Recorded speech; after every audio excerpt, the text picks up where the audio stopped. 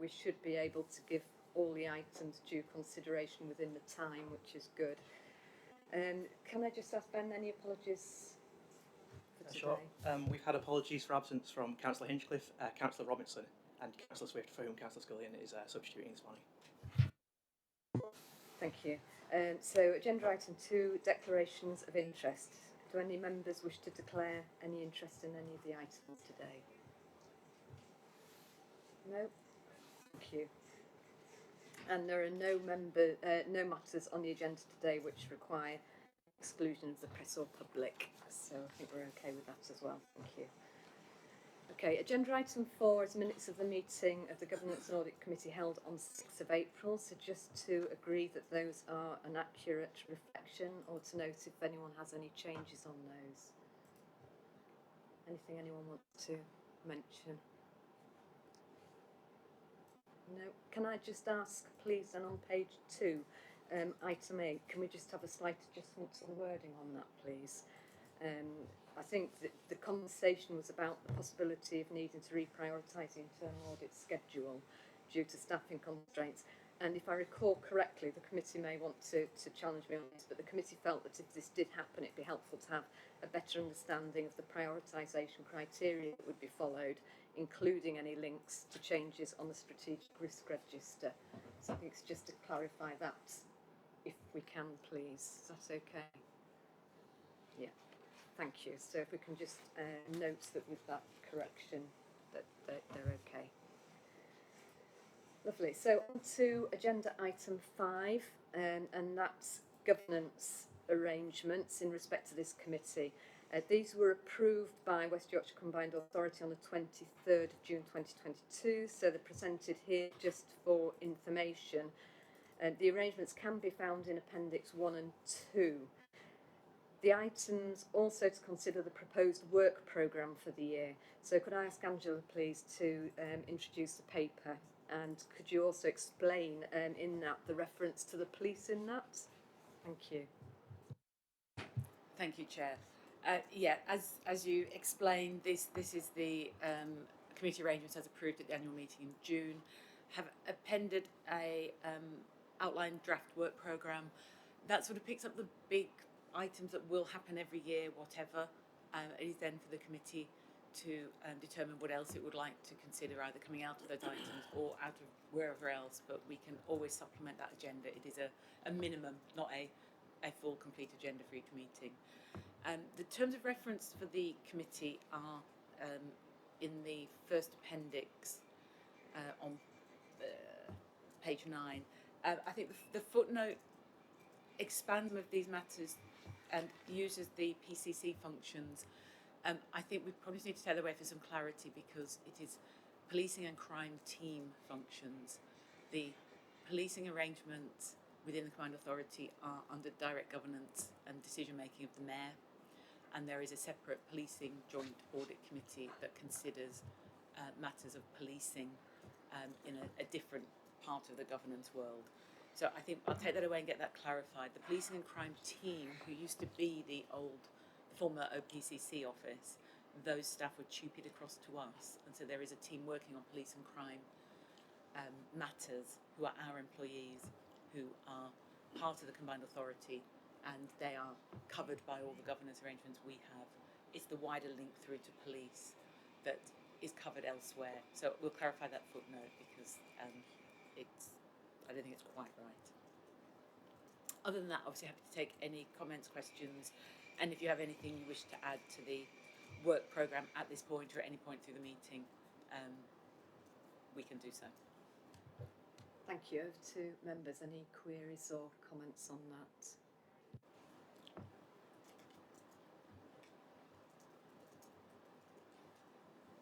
No. Can I just ask one then, please, Angela?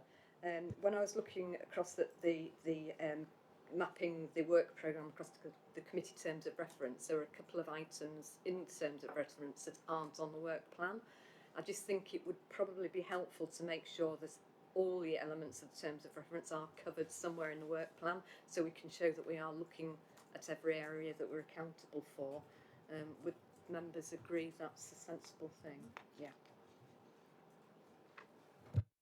Shall I bring that back to the next meeting in a different format. Show the show the terms of reference and the work plan alongside in one table, so you can see the linkages. I'll do that. Yep. Thank you, that'd be useful. Okay, so no further comments or queries. Can it be noted the committee has received this paper, please? Thank you. So agenda item 6 is to inform the committee of the outcome of the annual review of internal control and internal audit, and this was undertaken to meet the requirements of the accounts and audit regulations. So again, Angela, could I ask you please to highlight any particular aspects of the review and to share your overall conclusion? I will. Thank you, Chair. I will. Then there's a few items on this agenda that all work together to give us a sort of hopefully some confidence in the year-end position that we've reached. So, but to start with, really, there is a requirement that anybody must conduct a review at least once a year of the effectiveness of its system of internal control, and must also consider a review of the effectiveness of internal audit. The way we have done this in the past is bringing reports here, and I have led that piece of work and brought the conclusions here. The internal control framework we've changed a bit on internal control over the last year since the mayoral election, since we got new powers and functions, and that culminated in a revised corporate governance code and framework. That's a SIP for Solace shaped piece of work. It follows the 7 principles. Because of the timing of these meetings, it went to the Combined Authority in June for approval. Attach the link here for information, and I've booked it into the forward programme because really it should come here before it goes on for approval. Timescales worked against us on this occasion, but hopefully that sets out where we have had to make changes and what they are. The governance code sets out the principles of how we run the organisation, and in effect the review of that and how that works is picked up in the annual governance statement. That is included in the accounts that were circulated late, but in there is the governance statement that gives a review how well we have adhered to those control arrangements, and does give a positive review of that. The internal audit have obviously done their work on it for the year, and that's coming in future item. And so there's a bit of a circular argument here that in order to be able to take some comfort from the review of the head of internal audit, we need to have some confidence that the head of internal audit is indeed suitably skilled, qualified. She and her team have done their work adequately. So I've done my usual review of internal audit, looking at the framework, the principles, standards is the word I'm seeking, the public sector internal auditing standards, and we broadly comply with all of those. A couple of minor points which we've acknowledged in the past are not suitable to this organisation, but we've also had the external peer review. I appreciate that's a couple of years old now, but it is only required every 5 years. There was an in-depth piece of work done, and all the actions were, it was just before current head of internal audit joined us, and she has made sure all those actions have been delivered. So we'll be looking to do that again in future, but I think the opinion given then stands and the actions have been done. So I think I am concluding recommending for approval that the internal audit function complies with the necessary standards. The team are they're not adequately resourced, but that's not for want of trying, but they're adequately trained and know their stuff. They say the minor non-compliance issues set out in 2.5, but I think also to note we don't rest on our laurels, and certainly the approach being taken is to continue to strive to improve both the internal control environment and the service from internal audit, and that will continue however positive we are in terms of accepting that they are at least adequate is the word that always comes to mind, doesn't it, in these situations. But I think confirmation that the control environment, the review of internal control, the effective internal audit all comes together in a satisfactory way. Thank you. Thank you. So that's a positive outcome for that. So well done on that. So any questions from members? No? Okay, thank you. So can it please be noted that we've received the outcomes of the review? Okay, so agenda item 7 asks members to consider the Head of Internal Audit's annual opinion on controls, governance and risk management for 21-22.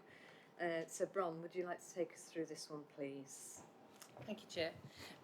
As Angela said, there are a number of areas that sort of sit together to give that overall view at the end of the year on how the organisation has performed in relation to controls, governance and risk management. Just picking up on the point about the effectiveness of internal audit, we also do a self-assessment against the public sector internal audit standards, as you would expect. That's in the opinion, and we do believe we are complying. But as Angela said, there's always room for improvement. So there are some areas that we are developing in our quality improvement plan that's due to come to the next committee meeting. So we'll give a full roundup of what we've been working on and what that success looks like. Hopefully it will be success at that point. In terms of the opinion, it's really good news that we were able to give an unlimited opinion, because we were a bit under the cosh really to get sufficient work done to be able to do that, but we have managed to do that, and not only to get an unlimited opinion but to get a clean opinion. So I think that's really good news for the combined authority, that the work that we did, you'll see from the summary in the paper, there were only a couple of limited assurance reviews. There were some advisory pieces where we were making some quite strong recommendations to improve controls, but I always take, in my opinion, into account the advisory work as well as the assurance work. So I think as long as we're following up on those advisory pieces and making sure they are actioned, if necessary doing a further compliance review if we feel that the action taken hasn't been sufficient. So I'm quite confident from the range of work that we've done that this opinion is well supported. I think there's quite a lot in there, so it's probably easiest if I take questions. So happy to answer. Thank you. So any questions from members? Just bearing in mind we're going to pick up on safeguarding in the next agenda item. Thank you.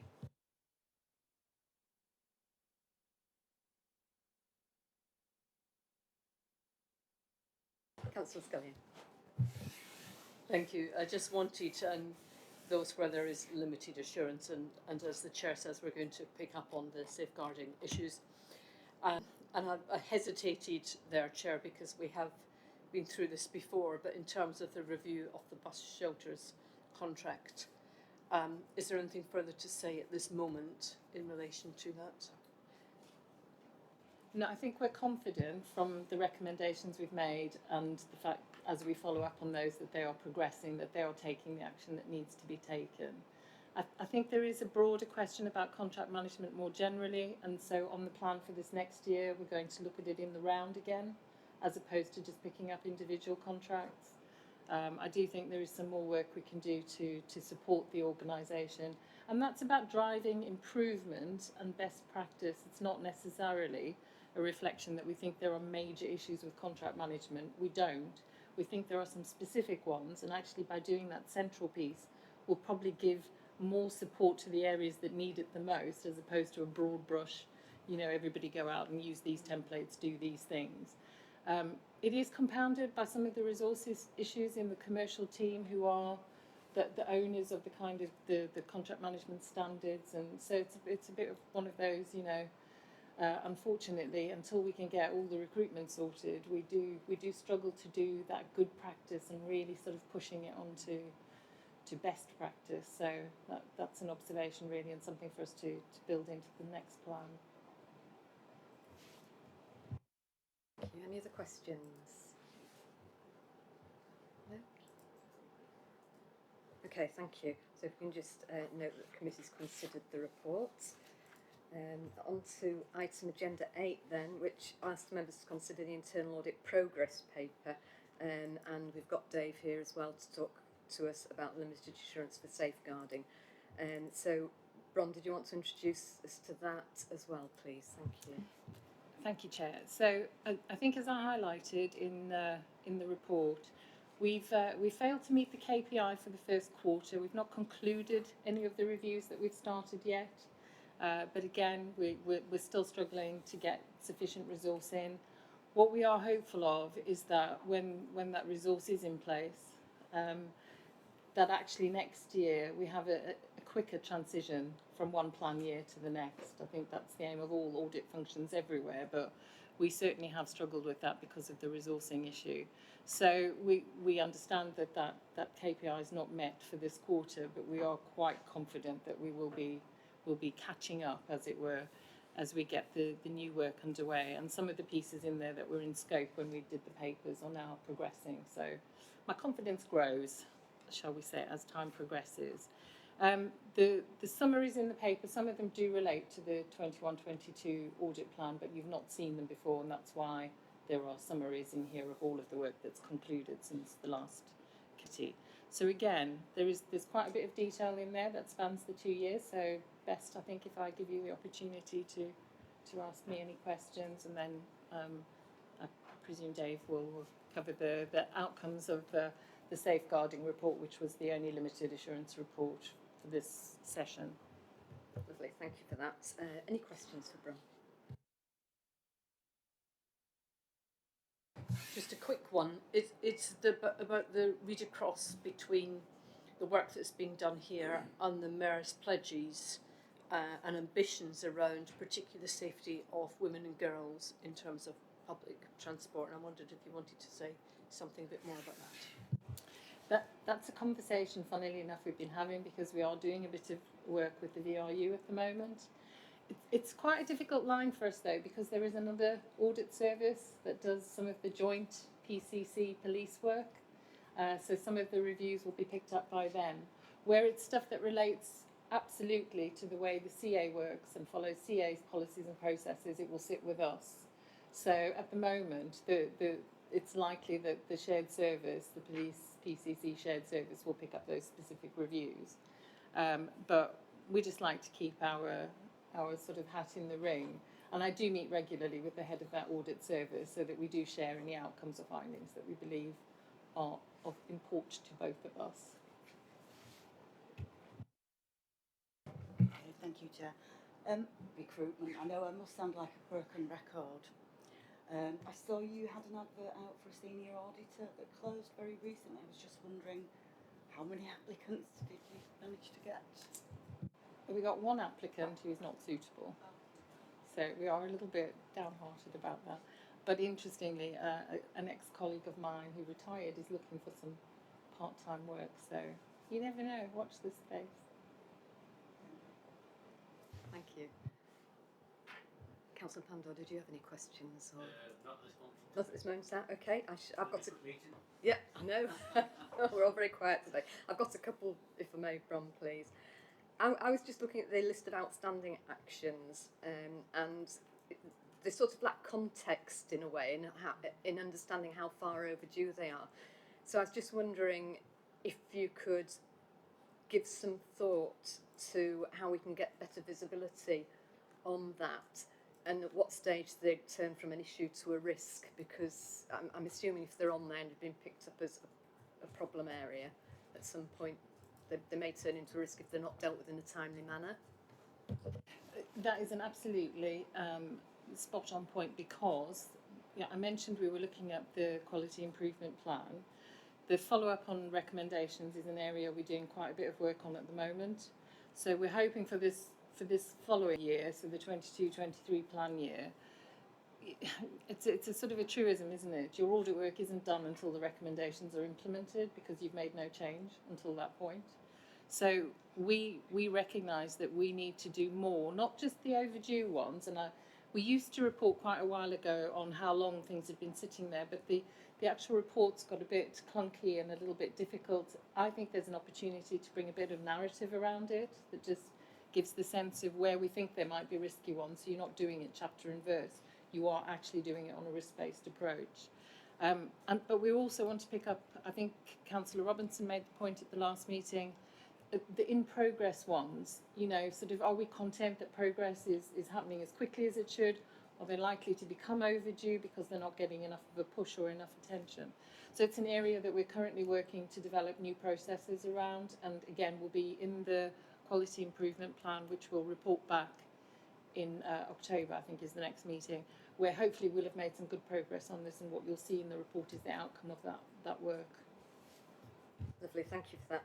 And my second question was really around back to resources again, and the capacity to deliver. I noticed looking at the report, a lot of time to date has been spent on completing last year's audits plan. And at the time of the report, there were several audits in progress, but now we're sort of in quarter two almost, aren't we? Looking at quarter two, quarter three. How confident are you that you're going to be able to deliver as hoped? I know it sounds a little bit like the cart before the horse, given that we haven't managed to get the recruitment yet. But I do sort of on record want to say how hard the team is working to support each other.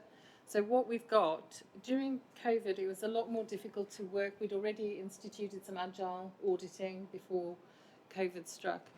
We're bringing that back in so that we're building a little bit more resilience in. So where you used to work on an audit on your own, you're now working with one or two others, and that means that when somebody's not there, because that's been an issue for us, having people out of the workplace for a while, you've actually got some resilience in continuing those audits.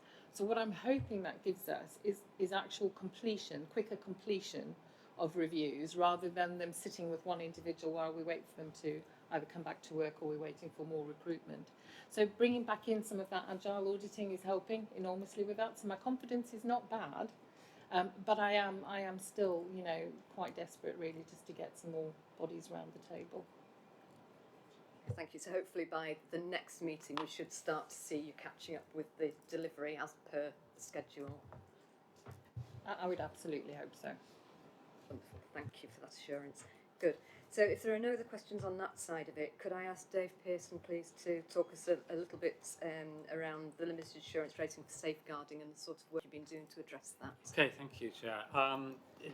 Just to touch on the sort of safeguarding issues that combined authority experiences and sometimes deals with, they fall into a number of different sort of service areas and activities that we do. As a transport authority, we organise home to school transport for district council colleagues, and so are commissioning and organising of school transport, both in terms of school buses, which we do for every district, and taxis for special educational needs pupils in Wakefield. So we work very, very closely with our council counterparts and the local authority designated officers around child safety and school transport. We commission and organise an access bus service which is particularly aimed at people with limited mobility, and quite a few of the passengers and customers of access bus are vulnerable adults in one form or other. So we have regard to safeguarding in that context as well as the children context, and then as we organise and manage public transport facilities, and in particular bus stations, then a number of safeguarding situations emerge in those locations as well that we need to deal with.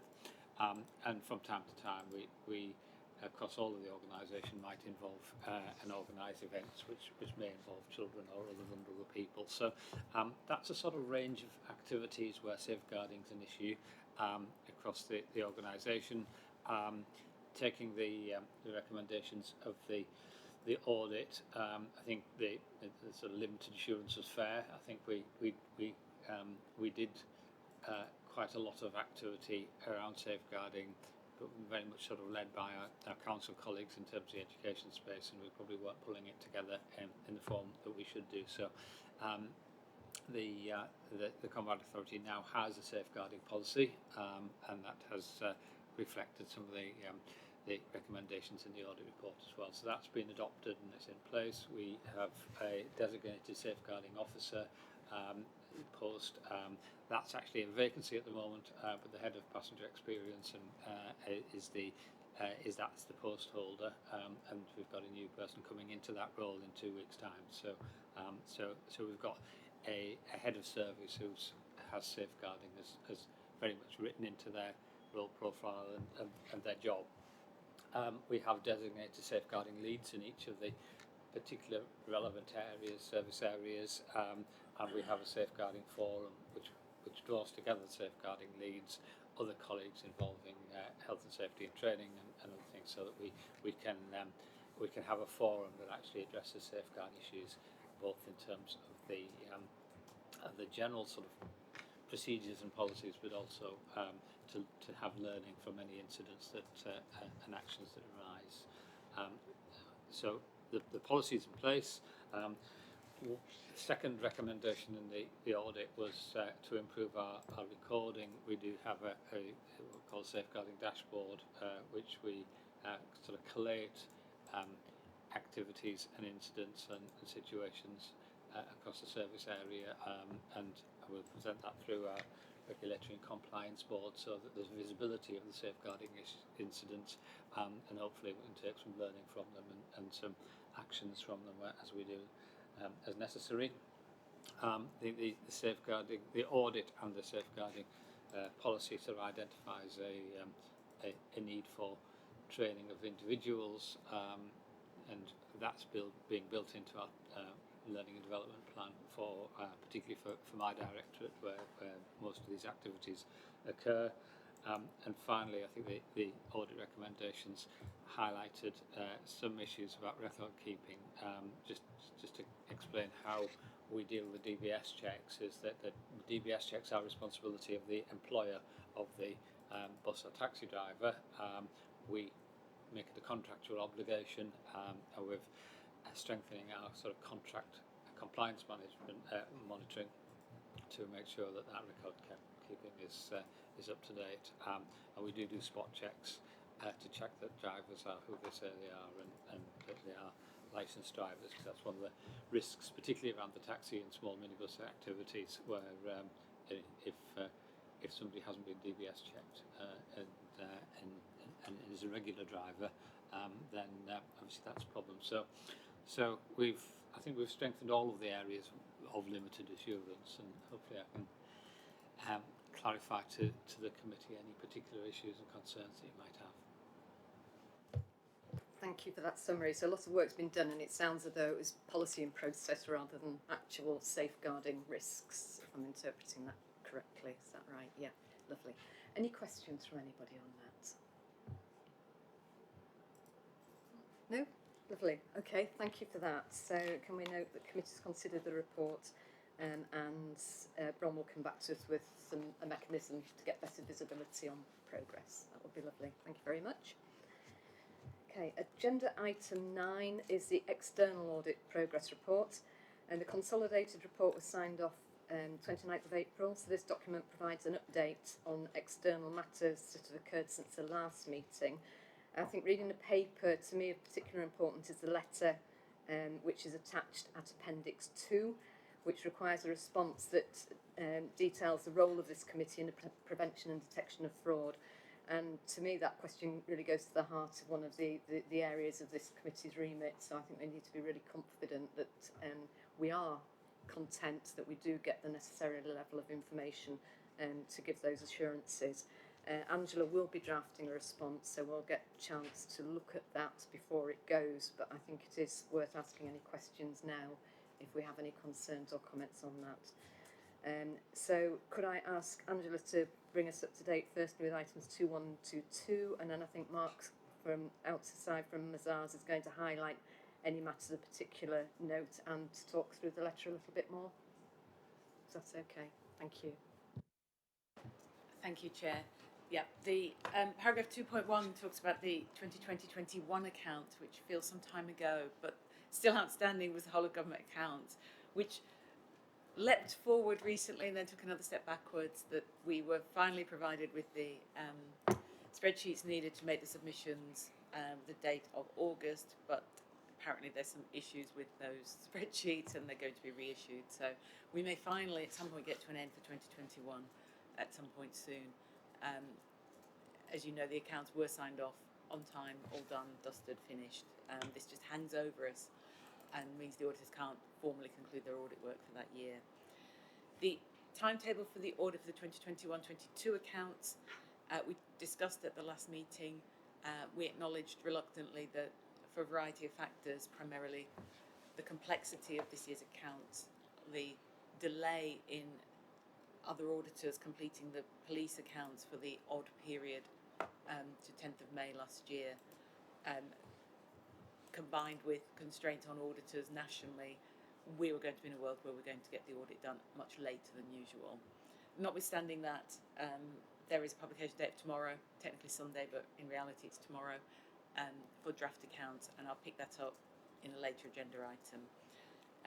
But in that timescale, irrespective of those timescales, we are working obviously with Mazars now in terms of planning that work, so that when the time does come, as we were assured last time by I think Mark Dalton last time, when we do hit the date of doing the audit, everything will be lined up ready to go, and there is the audit progress report here that Mark will talk you through.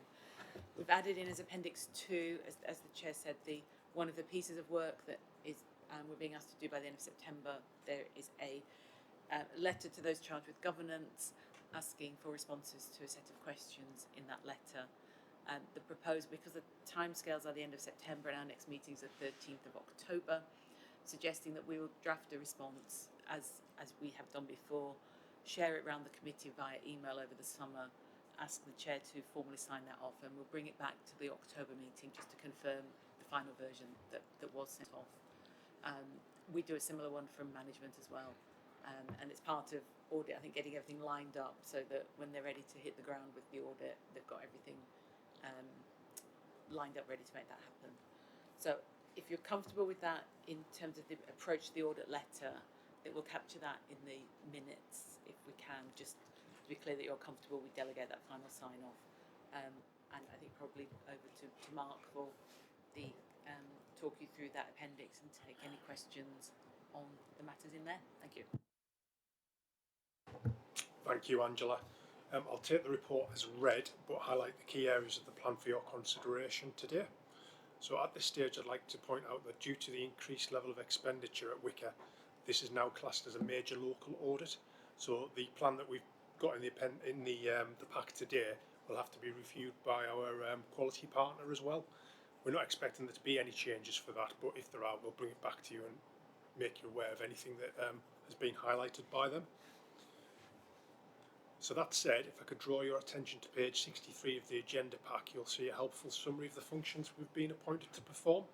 And as you'll see, there's no changes from the previous year. So we'll provide your statutory accounts audit, a conclusion on the council's, the authority's arrangements to secure value for money, report to the National Audit Office on your WGA submission, and complete our responsibilities in regards to electors' rights.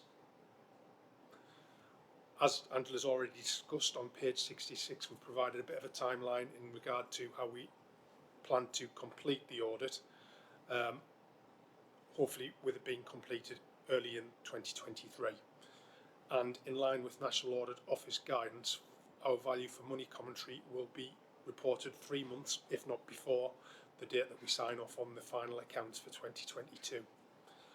Pages 72 to 76 provide our assessment of the significant risks and key judgments. As you will see, we have highlighted the following risks. The first one being management override, which is a standard risk across all of our audits, and this is where we will focus on accounting estimates, journals and any unusual transactions that have been recorded in year. Obviously this is a bit of a biggie this year with the PCC coming into Wicker's accounts. As in previous years, we've included the net pension liability valuation as a risk, and again no change to the previous year. Big number, lots of estimates, lots of judgments, so we will focus on those sort of areas. And unsurprisingly, we've also got the valuation of land and buildings in there as a significant risk, and again material number, lots of estimates, lots of judgments in there, and again in common with most local authorities. Then unsurprisingly, we've also got first year adoption of group accounts as a risk, and here we'll look at we'll review your consolidation procedures. Obviously it's brand new this year, so we've got to be comfortable with how that's been put together. We'll look at accounting policies and the group's control environment. Section 5 of the report, and I think that's on pages 77 onwards, describes our approach to value for money commentary.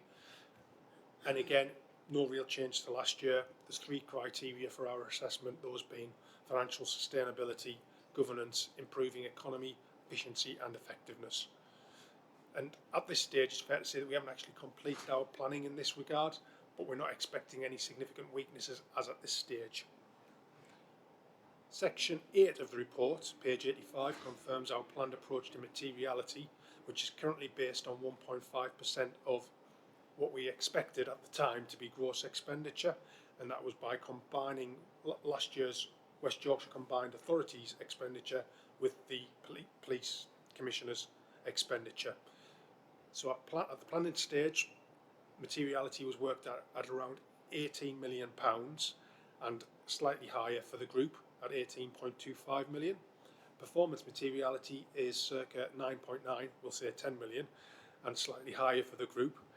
And we're doing a reporting threshold of around about £540,000, and that is the amount that we report any errors to those charged with governance. Obviously, we've since had a draft version of the accounts, so we'll refresh those figures just to make sure they are consistent. I think at this stage, I think Angela's already mentioned as well, it's worth mentioning due to the delay from the NEO, we still haven't completed 2021's WGA return, whole of government accounts return, but we're working with management to get that done as soon as possible, and once that's done we'll be able to issue the certificate from the prior year. And again, that's not particular to Wicker, that's the same across the board, and it's just finding warm bodies to be able to do the work at the moment. Similar to Bron, it's difficult to find accountants and auditors. So I don't propose to say any more on the plan, but happy to take any questions. Thank you, Mark. Any questions on that? No. Okay, so can I ask a couple, please? Just for clarity, you just said that it's going to be classed as a major audit now. What is it the external partners will be doing when they look at your plan? Because expenditures exceeded a threshold within the firm at £500 million, we have to get a consultant partner to essentially triple check the work that we've done.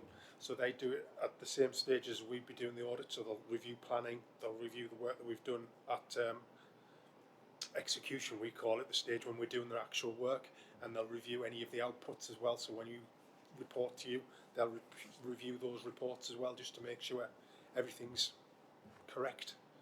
So it's just another layer of scrutiny internally for the audit team. Okay, thanks. So it's looking at the process you followed as opposed to almost redoing the audit itself. It won't be redoing the audit, but if they notice something that we haven't addressed correctly, they will say, please correct that. So it is just that extra check and balance internally for us. That's lovely, thank you for that clarity. My other question was around materiality. So am I right in thinking there isn't a prescribed level for materiality for this sort of environment? And if so, how did you arrive at the 1.5%? There's an industry standard approach, if you like, but obviously there's nuances per different firms. So we would love to be able to give you assurance to the penny, but we'd be auditing every single day and it would take 10 years to do an audit. So obviously we've got to think of a threshold and a benchmark that we can use. Now the driver for local government and local authorities and combined authorities of the business is essentially expenditure. So what we do is we apply a percentage of expenditure as a benchmark, and that's within a given range. So we'd say between 1% and 2% is our normal percentage benchmark to use. Because in the past, Wicker, we were at 2% because it was low risk. The errors that we were finding were few and far between, but we've had to ratchet that down a little bit because things are new and the numbers are massive. So we've selected 1.5% to represent that we don't think it's high risk, but at the same time we cannot say that everything's going to be like it was when we were with Wicker. So that's where we land at the headline materiality. So it's 1.5% of your gross expenditure for the year. And then just to give us some additional assurance in terms of when we do the testing, we set performance materiality as a percentage of that 1.5%, and that's just to make sure any errors either side of that are picked up when we do our work. And that performance materiality is the amount that we will, any figure in your accounts above that amount, we will be doing some work on, making sure that we've done that. Lovely, thank you for that. So, and is that cumulative? So if you had several contracts, for example, with one contractor, you'd be looking at the cumulative sum to get to that figure? or is it individual transactions? So that the performance materiality will highlight every single balance in your on the first prima facie on the face of your statements. We'll definitely look at everything over that. What did I say again? I should know it off the top of my head. 10 million. 10 million. So anything over 10 million we'll be looking at in your accounts, and anything within those accounts, an individual balance of £10 million, we would test, because that would be picked up. And then the residual balance, this is getting really technical, we would pick a sample, a representative sample of any amounts under that. So that's when we end up arguing over £10 errors that get extrapolated at the year end, and Celia and the team will be like, you can't report that, Mark, but it's just the audit methodology and the approach that we use. That's lovely, thank you for that. That clarifies that, because it's quite an important area, isn't it, of the audit, if we're going to have confidence. And then the reporting threshold, that £540,000 is anything that we find, we will report to you, and that'll be included in the report. Lovely, thank you. Any other questions on that? No? Lovely, so if we can just note that the committee's considered the report, please, and we will receive the draft letter over summer. Yeah, thank you. Okay, so agenda item 10. That's the draft annual accounts for year 21-22, which we should all have received yesterday. The committee doesn't need to approve these at this stage. We'll do so at our first meeting in 2023 when they've been audited. And the accounts will be ready for full publication in November. I think the intention is that the accounts will be published tomorrow on the 29th of July in draft form for public consumption. So Angela, could I ask please if there's anything you want to draw to our attention on this? I will, thank you. We included this item on the agenda in the anticipation we would have had a set of final accounts a few days beforehand, and that members might like to look at.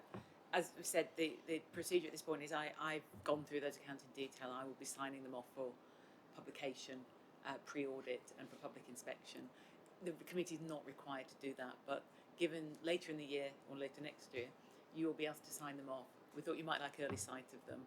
I have no expectation that anybody's had any opportunity to look at the version that was sent yesterday, but if anyone has even glanced at them, they are a monumental piece of work compared to previous years. The group accounts, the consolidation is immense, partly because the police activities are quite different to the combined authority activities, so there's almost a doubling up of everything. There's a huge amount of work has gone into this. Mark, in the previous paper, highlighted the risks, which I think are all standard risks in effect. There's nothing unique to us, but this is a unique first year. And the police accounting team and the combined authority accounting team have spent a long time comparing accounting policies, putting together the disclosure notes, finding out the best way to put the information together. And I think we're still going through some final adjustments. The West Yorkshire Police have had a huge challenge, having only just got the previous year signed off very, very late, and then trying to turn their attention to this year. So I think it's a huge achievement to have, at this late stage, or at this on-time stage, a full set of accounts. There'll be a few minor amendments that we're looking at, a few queries we've got outstanding today before I authorise them tomorrow. But I think they were here really to provide some reassurance to members that despite the delay in the audit timetable, we are on track to have a set of accounts for tomorrow. I think there's a question, obviously, we'll come back in a meeting in the new year once they've been audited for members to study in detail. There's clearly a huge opportunity between now and that time if members wanted to pick this up again at the next meeting and have any queries considered in advance of that. But in your hands with that, and say that you at this stage there were information, and I think take away the reassurance that we have actually got a set of accounts done in difficult timescales, and they are a very, very technical piece of work. I'm not entirely sure what the reader of the accounts, the members of the public looking at them will take away from it, but we've tried to include sufficient narrative that it is accessible and provides some useful information without people having to get too worried about the technical accounting that applies in the detail. I'll stop there. Happy to take any questions. Thank you. Thank you. And I think if anyone's tried to read through the accounts, you'll note the complexity of them. So, a couple of things. If I'm interested, if members would like to see more detail of this at the next meeting. Any views on that? No. I think it would be helpful if we can keep it on the agenda, if we could, and just come back to them. And Councillor Scullion, you've got a question. I just wanted to ask Angela a question of, does it happen that the public study the draft accounts and write in great detail with specific questions for the combined authority, as they do sometimes with councils? They have the right to, and we do need to just finalise the wording of the letter, the publication notice that will go out tomorrow. I've been doing this for some time. I think we've once had a query, but it actually was linked to another authority, and I think they picked up on it across a number of authorities. I think it'd be interesting this year because we are a different organisation this time. I think the consolidated account of the policing might attract more attention, and I think we've probably got higher public profile on our higher exposure on our website than we've had in previous years. So I will report back in October if we have any inquiries. But obviously, if members of the public would like to question us on them, we will answer to the best of our ability. Thank you. Any other questions? Yeah, Joanna? It's just a very minor observation. The section about the elected mayor of West Yorkshire, there are two different spellings of Tracy. We will fix that. Well spotted. Well spotted. Thank you for that. Okay. So if there are no further questions, thank you. Can we just note the committee's received that paper? So on to agenda item 11, and that's compliance and monitoring, which is a standard agenda item. So members are asked to consider any changes to the arrangements for internal monitoring since the last committee meeting. Also to note the closing 21-22 financial position and to consider any emerging risks facing future years.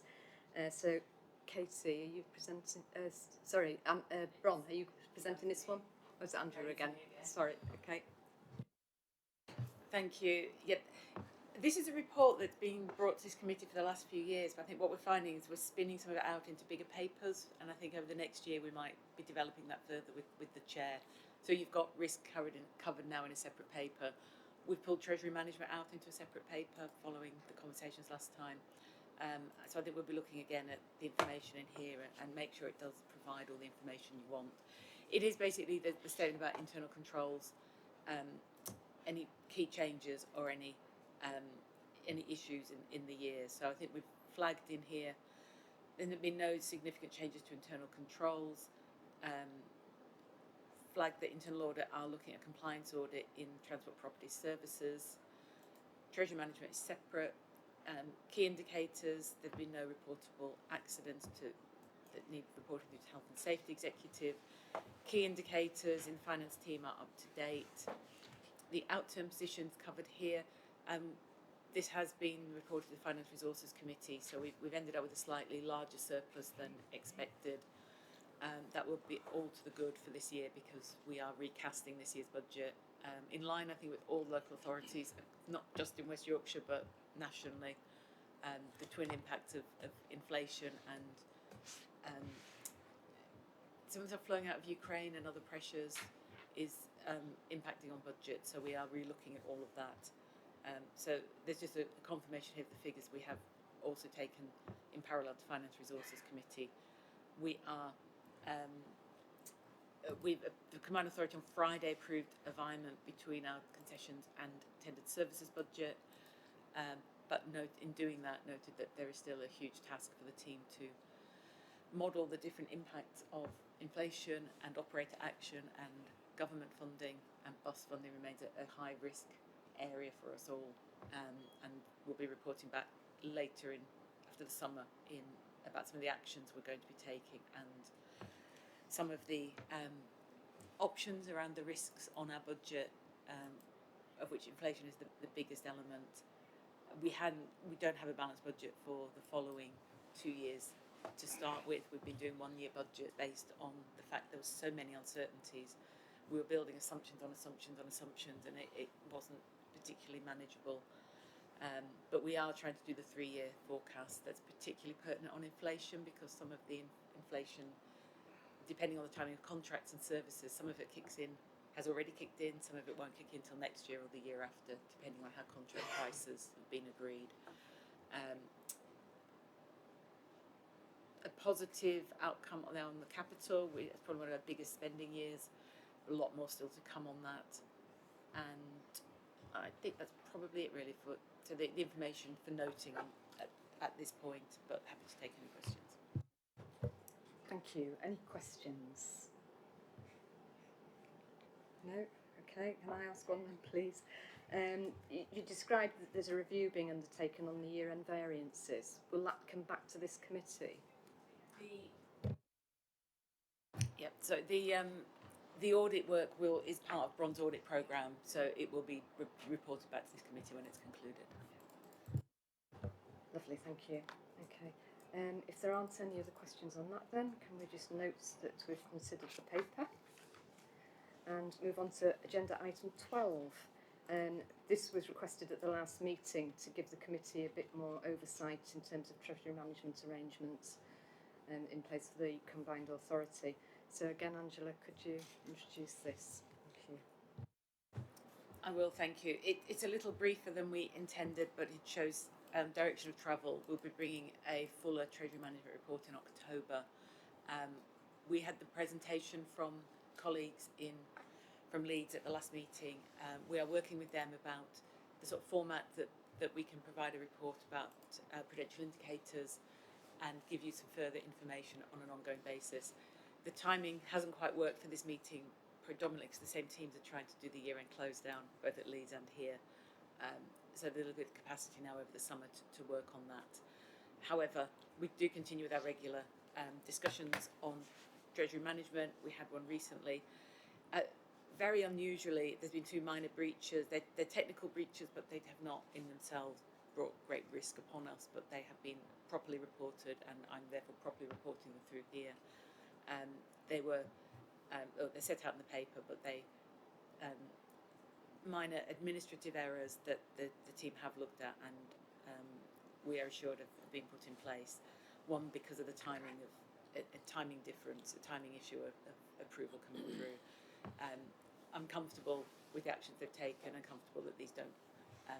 These are the rules we've put on ourselves to try to best manage our cash, and we are providing great challenges to our treasury team in trying to manage increasing amounts of cash coming in. So they're doing a sterling job. We're reporting these, but I don't have any lasting concerns about them. We are continuing to work with both treasury partners. So the police treasury is in the name of the combined authority, but managed through Wakefield, and the combined authority treasury is managed through Leeds. We are trying to undergo a process for one of the local authority partners, to bring those together. Again, we've been a bit stymied by lack of resource to progress that, but in the meantime we're balancing both and reporting through to the relevant committees on progress on each. So hopefully next time we'll have a fuller report, and hopefully that'll be a bit iterative, that if that provides what you need is great. If you want something more, something different, and we can keep developing that, so you get to a point where you feel confident you've got the information you need on treasury management. Thank you. Thank you. Any questions? Councillor Scullion. Comment, Chair. Just thank you to Angela and the teams for the report, very useful, and thank you for the explication of the background of the events that are reported here. Very useful report, and look forward to seeing a longer report at the next meeting. Thank you. Any other questions or comments? No? Thank you. Okay, can we just note that we've received the information on the arrangements, and we'll look forward to working on that. So we've got a really value-adding report. I think it'll be useful. Thank you. Okay, so move on to agenda item 13, and that's an update on the corporate risk. And the paper focuses on 2 specific areas. We've got the update on the plans to develop the corporate risk strategy, And then the second aspect of the paper highlights risks that have been recently escalated onto the corporate risk register. So, do you want to talk through this for us, Lorna? Thank you. Thank you, Chair. I'll take the report as read, and I appreciate that we had two very long appendices attached as well. I'll focus on some more recent updates, if that's all right, to the board, because we've had quite a lot of progress over the last couple of weeks since the report was submitted. So since that report was circulated, we've had a meeting of the Strategic Leadership Board, which I refer to in the report. We've also had results back and recommendations from the audit which Bron has mentioned. So we've had a lot of changes that have happened over the last couple of weeks that will hopefully give us a really good footing for the review that we're about to undertake. So we are actually at the starting point of a whole-scale review of our corporate risk strategy and the approach that we take within the combined authority. The audit report, as I said, has just come back and it shows as green, which gives reasonable assurance provided, which we were really pleased with. Some areas to note from the report include that we had a clearly defined strategy in place. There has been a clear approach to recording, managing and reviewing risk at appropriate levels within the organisation with ownership identified, and that mitigations and controls are in place to manage risks.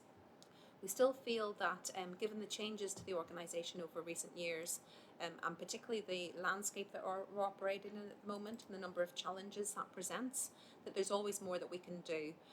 So we're very keen to make sure that risk is managed well within the organisation and that our strategy is given a complete revision this year. Some areas that were recommended within the audit report are, well, one of them focuses on training. And whilst risk management training is mandatory for all staff in the combined authority, the audit recommended that good practice was to set up an enhanced level of risk training that would be specific to our internal processes. So we hope to roll that out later on this year. Also recommended was the setting up of quarterly champion groups meetings to share good practice and ensure consistency. So that's another factor that we'll provide as part of the review. As I mentioned, we had a recent strategic leadership board that was last Friday. We've also taken a brief paper to the senior management team over the last few weeks. Within that, we agreed to extend the equality, diversity and inclusion risks. We'd also revise the risks around the cost of inflation and the cost of living crisis, and they were highlighted as being very essential and urgent at the moment. We'll also be doing some work internally around the escalation processes and at what stage a risk gets escalated to that corporate risk register. Within the combined authority, we have a whole host of wider, more in-depth risk registers which feed up where appropriate to the corporate risk register. So we'll revise that to make sure that we're taking a very consistent approach. We also had feedback and we feel that we've got some opportunities to align the corporate risk register to the corporate objectives and the Merrill pledges and continue to keep these up to date so that we can really measure the impact of these on what we've said we'll deliver on. We'd like to look at how we present risk as well. So if you have a look at the risk register itself, we'd like to make it really clear that, or by separating the risks. So at the moment they're all in one, and it's almost goes from most serious and most high risk, further down the line. But what we'd like to do is present those in terms of one table where risks have actually been realised and are live and active, such as cost of living crisis, separately to risks that have been identified but are yet to be realised. So hopefully that's a practical approach to that. For the next Governance and Audit Committee, we'd like to have made good progress in the review, particularly around standardising the escalation routes, categorising our risks, as I've mentioned, according to whether they are or are not live risks or live issues. We'd like to have done lots of engagement with staff across the wider organisation. We have had a lot of new starters, myself included, over the last year or so. So we want to make sure that everybody understands the role that they have to play in the risk management process. By this stage, we'll also have established the Risk Champions Group, and the risk register will be updated regularly as a live working document And it'll have gone through a variety of check and challenge processes at various levels. So on that note, I'd like to welcome comments or feedback from the committee, and in particular, it would be most helpful for me if I could have an understanding of whether you're supportive of these areas that we'll be focusing on in the review itself, and if there's anything else that you feel would be useful to bring to the next committee meeting. Thank you for that summary. I think that getting risk management right is quite critical for this committee, because we really need sort of a true and accurate reflection of risk, and that guides all sorts of things down to the internal audit and other essential activities that underpin our work here. So I think it's really important that we are comfortable with the approach that's being taken, and also maybe if we have an opportunity to shape it if we feel we need to, or at least get oversight and be able to comment in a timely manner on its development. So I'd be interested to know what members feel about the level of involvement they would like to see in this as it develops. Joanna? Thank you, Chair. I think that all sounds really, really positive and a sensible and proportionate approach. For me, as a committee member, you mentioned about the risks that have become issues and are live. I think it would be really, really helpful to have regular reporting on those and what action is being taken to address and mitigate. Thank you. Thank you, Mr. Panda. Thanks. I just had a quick look at the risks and costs, IT, human resource, industrial relations, policy, climate, and all that. To me, adds up to reputation of the organisation. So how do you keep the mayor abreast of the risks? Because ultimately the mayor is accountable. And thank you for your feedback. That's wonderful to hear that we're on the right track. And thank you. That's a really good question. We have a variety of different ways of keeping the mayor abreast, because obviously, as you've said, that the reputationally, but also the much wider risk is something that is an area of challenge. And directors have regular meetings with the mayor, and at those meetings they'll take the risk register and our corporate programme reports to make sure that anything that is either on the horizon or currently happening is tackled and dealt with really quickly, and discussed that she has a full briefing on that. The mayor also attends the Strategic Leadership Board, SLB, and there with other colleagues, and we discussed the risk register. For example, last Friday, the meeting that I mentioned, we had quite a lot of feedback from. There are lots and lots of different mechanisms and ways for feeding the risk and some of the work that we're doing to mitigate that, and mostly that will be through some of it that will be picked up at other boards and committees that we hold, that could be, for example, transport focused or focused on culture and sport. So there are opportunities through those avenues, but I think probably in terms of speed, because a lot of these are fastly emerging and changing issues, it would generally be through one-to-ones that are very regularly held with the directors to where they have an opportunity to check and challenge and discuss ideas and get feedback from other colleagues. So we do have a wide range of formal and informal ways of keeping risk on the radar, really. Hopefully that's answered your question. A quick supplementary. So the two issues that were quite high profile. One was the Riva strike, and the other is the climate emergency. Last meeting, there was a number of Friends of the Earth protesters outside. So just give me some context in terms of how that was escalated to the mayor, and in terms of what advice. No, I don't need to know the details, but how was that escalated, and so that I can just understand what the things that take place. I understand the functionality of stuff. There's more than just the functionality. There's also the informal stuff that goes on. Yes, and again, I suppose that's where we work very closely with the mayoral office. We have, I couldn't tell you how many times a day the directors and the mayor probably meet, but it is fairly regular, and we do have twice a week meetings that all directors and support partners such as myself attend, and within that we have mayoral office representation so that we can highlight anything that's emerging very, very quickly. Obviously there are more informal routes, should something be very urgent and critical, then obviously that would be escalated straight away through a goal command process and through the Chief of Staff. So we do have ways to get information going throughout the organisation very, very quickly.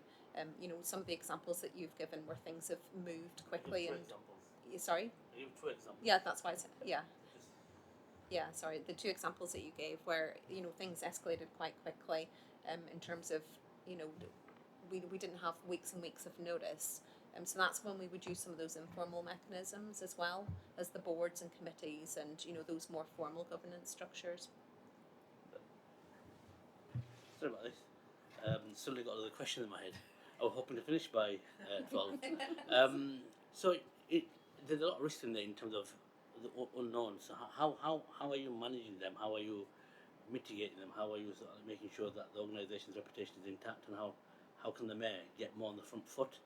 Because, like a lot of the risks that you've talked about are same risks that I face as a leader. So what proactive measures are we taking? That's probably going to be the most difficult question of the day for me. In terms of how we manage risks that we don't know are about to occur, basically. Well, you've got this all there. Yeah. You've highlighted them, right? They're already high. Yeah. I'm trying to understand how the mayor, on top of everything she does, is kept on top of it. Yeah, so it would be mostly through those mechanisms that I've discussed. So we would provide regular updates back to the mayor, and obviously she would regularly ask us where things are at. So we have really stringent processes around all of our projects and programmes of work, where we forward plan so that we could take put in place as many mitigations as possible before those risks become a risk. So we would look at them at the earliest of opportunities, and it could be through, it could be through screening templates, for example. If we're looking at any potential equality, diversity, and inclusion impacts, it could be through setting in place milestones to make sure that we are meeting our targets. Every project or programme of work will have its own accompanying risk assessment or risk matrix, so that we can, from the lowest level of programme of works within the organisation, we can track and monitor and preempt, any risks that might potentially occur.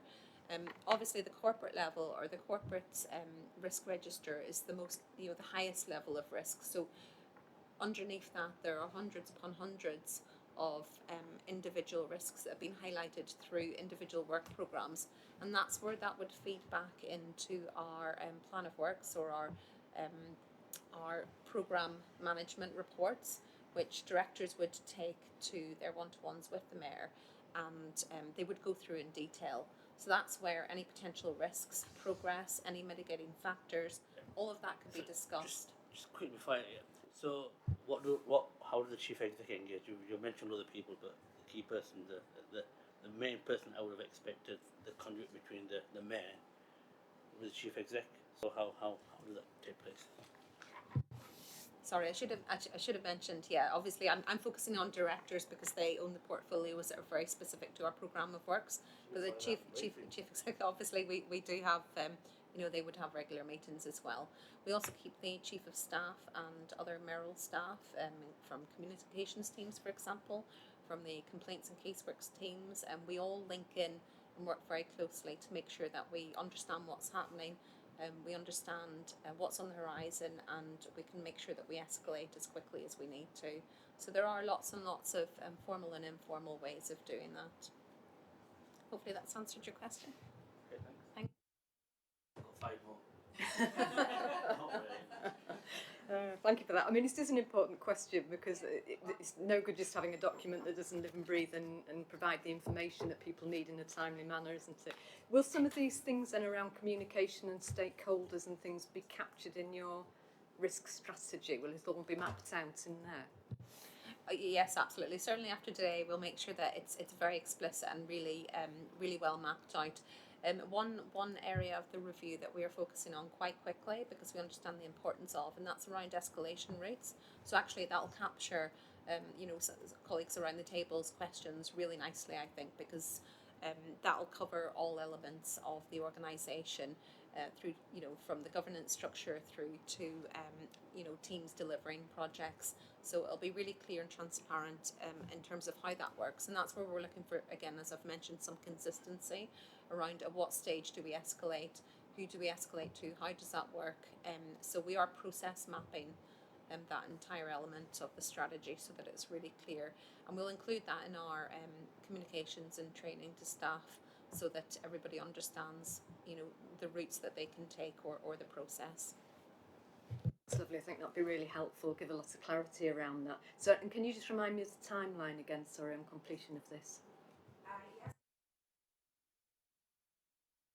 Sorry, I'm just, I actually wrote this quite recently for the audit team, so this should be off on the top of my head. So in August we have the major focus will be on revising the strategy itself. The priority there will be escalation routes. It's an ongoing process that we keep the risk register up to date. So for the next meeting, based on the comments that I've made today around looking at how we categorise risks, adding in the additional risks, and that'll all be present for the next Governance and Audit Committee. And by that stage, we'll also have established the Champions Group. We'll have, hopefully, or we'll be on our way to developing a training package based on the strategy itself and those escalation routes. And we will have had several engagement sessions with staff and visits to directorate management teams just to make sure that we can do a bit of check and challenge and really test the process. So that's what I'm aiming to bring to the October meeting of the board. And following on from that, we'll get feedback and see what the next priority might be. That's lovely, Okay, thank you. thank So you. is the committee content that that's a good way, and we'll review it again in October, and we'll have the opportunity to feed in again then? Yes. Yeah.